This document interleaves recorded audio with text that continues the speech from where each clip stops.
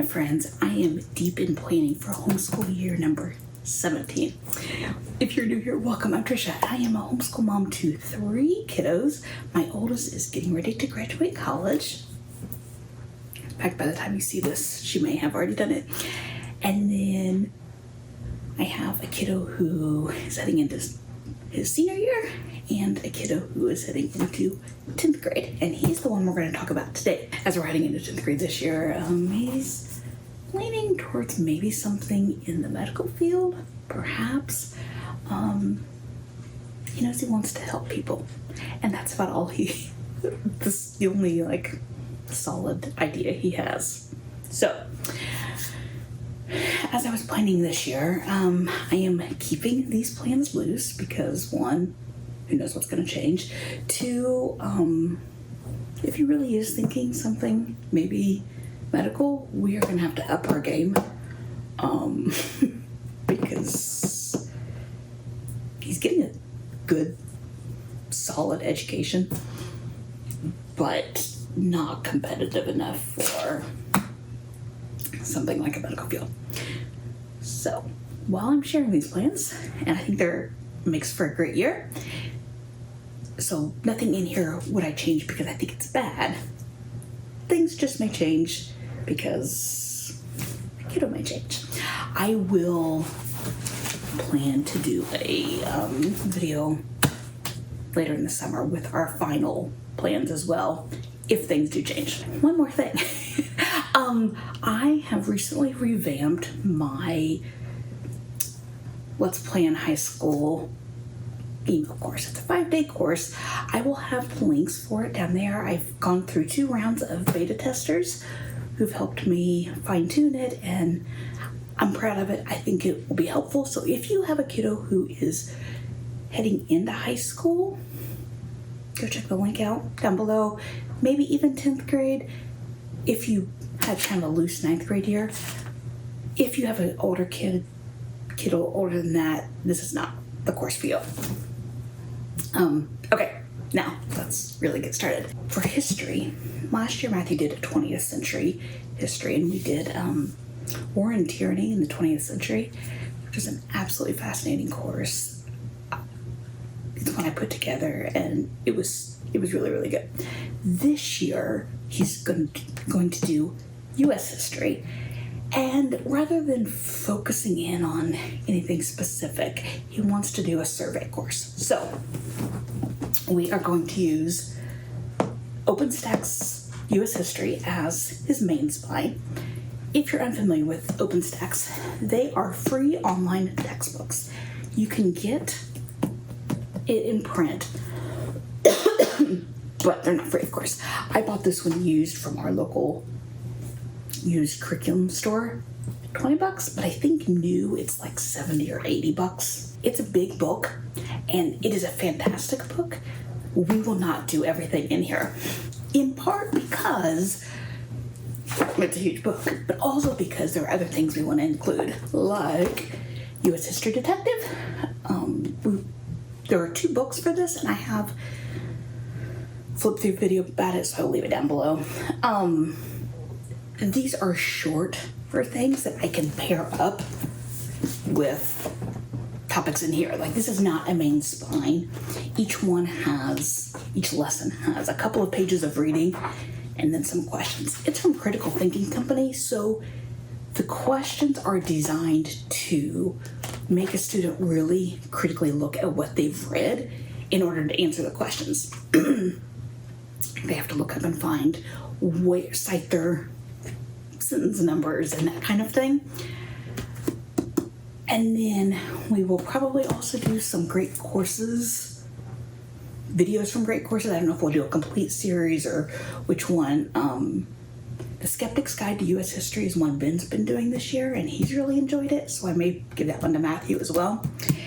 And then we will also do a playlist, music playlist-ish, from NPR. It's called the NPR 100, and it's the 100 best songs of the 20th century. I did this with Elizabeth and with Ben, and I'm going to have it with Matthew because, 1, I think it's just fun to expose kids to extra music. songs they would never listen to otherwise. But what I really like about this is that there is an news article that goes along with each song, either about the musician, about the song itself, about the song, the way the song reflects the culture at the time. For example, like 1960s peace music, folk music, these kind of things, and the anti-war and all of that. And so I really love pairing these things up with U.S. history. So that will be his history. Math. We are going to continue using Math Without Borders, which uses the Forster's textbook for algebra. If you're unfamiliar with Math Without Borders, they are video lessons that go along with the textbook. For geometry, there was not a video every day. I think with Algebra 1 there was, or with every lesson. I forget. So I would assume whatever the Algebra 1 format is, Algebra 2 will have a similar format. Matthew likes his teaching. The Forster's is my other son, Ben, has used Mr. D's. Forster's is definitely a more rigorous program than Mr. D's, but it's not like an art of problem solving. So it's a strong program if you're looking for a strong algebra or algebra 2 program, whether you use the Math Without Borders or just the Forster's text. I think it's worth looking at Forster's. And I have a video about like a flip through of Algebra 1. But it's not art of problem solving difficulty either. So it's a really good medium high level. My hope is that we can also add in maybe something like art of problem solving, number theory, or something else along those lines next year as a bits and pieces kind of program that will just elevate his math understanding, but without adding a lot of extra work to it or to him. Again, thinking about that long term, if he is really heading into something like a pre-med program, we've got to up our game, so to speak. Okay, next up, English.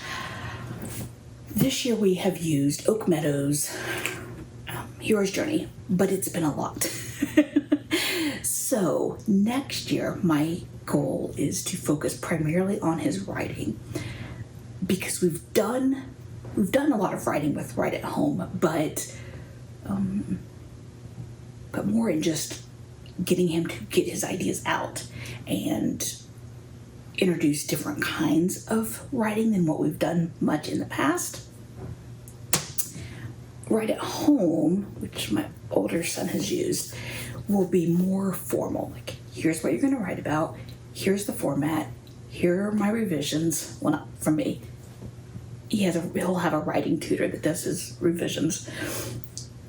This kind of thing, a more formal writing process. So that is going to be his main writing next year, or his main English. We will also finish off Hero's Journey, which I do have a video about it as well. I will link all of these videos down there. I think he has 2 more books in it, so we'll do those probably at the beginning of the year.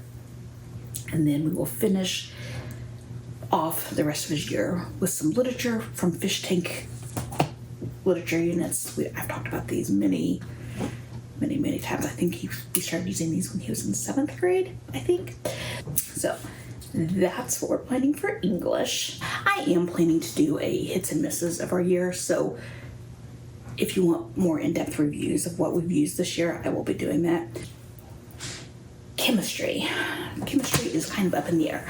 I know that we will be doing biochemistry literacy for kids, and while it says for kids, it's really it's not just for little kids.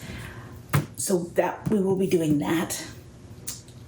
And then his main science next year will be chemistry.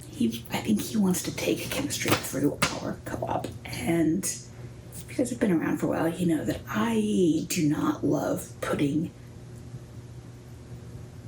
my kids in core classes at our co-op for a variety of reasons. And if you want to talk about that, I'm happy to have a one-on-one about that. I just don't want to put it out here in the... I just want to put it out on the channel right now. Anyway, he wants to do chemistry there. I like the teacher who's going to be doing it well enough. She has background in chemistry, so that is the only reason I'm considering it. Well, the main reason I'm considering it. If we don't do that, then we will use Clover Valley Chemistry, which are video-based lessons. Then he does the work. I believe it's an online submission of the work. I've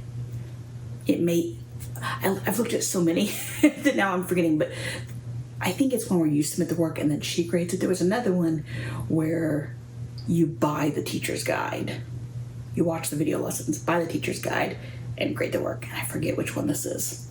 One of my concerns about doing chemistry at co-op is that it's not a full year that we meet. So that means we've got to make it up before and after, which is part of why I'm considering doing that I want to do the biochemistry. I think the class itself would be good, but I think it would also help fill out his course. The other reason why want to do the biochemistry is that, again, if we're heading into something medical, we need to up our game. And this course I've heard so many good reviews about, and it would add just an additional half science credit. We would do it as it's not a full science credit. Now, electives. I don't know yet what we're going to do with electives. Next year is a busy year for him in that we'll be doing lots of test prep for like ACT or SAT, whichever one he does. Driver's ed, serving other volunteer work. He'll do musical theater with our co-op. So we've got a lot else going on. So electives, I want to keep them high input, low output type of courses. So he's hoping to do yearbook at our co-op. Otherwise, I am looking at an anatomy and physiology course that would be something like a grade courses where he would just absorb the information and not do much with it. Or a meteorology course for the same kind of thing. Lots of input, very little output. He's taken a real interest in meteorology lately, so maybe we'll do that. I have a course that I'm considering that Ben is probably going to do, and Matthew may do as well at home. It would be their last chance to do a course together. So that is just to say that when I'm looking at these electives, I really just want things that don't require a lot of output from him. With all the demands, it'll be a strong course load for him. I don't want to make electives a miserable thing. Like, my goal with electives is just to expose them to interesting topics and have some fun with it. So that is the plan.